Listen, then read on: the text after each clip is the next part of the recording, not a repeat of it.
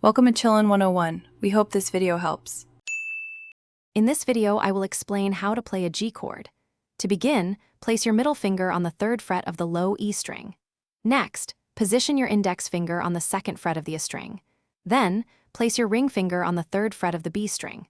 Finally, use your pinky finger on the 3rd fret of the high E string. Ensure your thumb supports the neck for proper hand positioning. Strum all 6 strings to hear the full, rich sound of the G major chord. Beyond the basic open G, several variations can enhance your playing.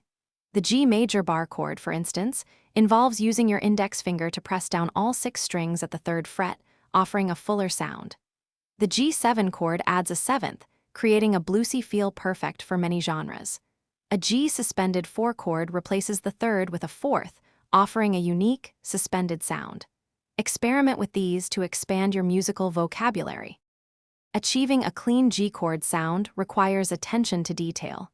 First, press down firmly on each string with the very tips of your fingers. This ensures a clear tone and prevents buzzing. Second, make sure your fingers are arched sufficiently to avoid accidentally muting adjacent strings. Third, check each string individually to confirm that every note rings out clearly.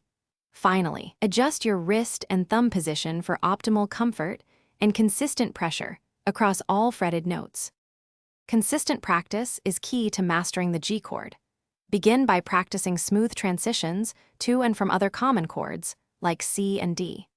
Incorporate the G chord into simple song progressions to build muscle memory and musicality. Using a metronome will help you maintain a consistent rhythm and improve your timing. Dedicate at least 10 minutes daily to focused G chord practice, and you will notice significant improvement in your playing. Thanks for watching. Consider subscribing if we helped you.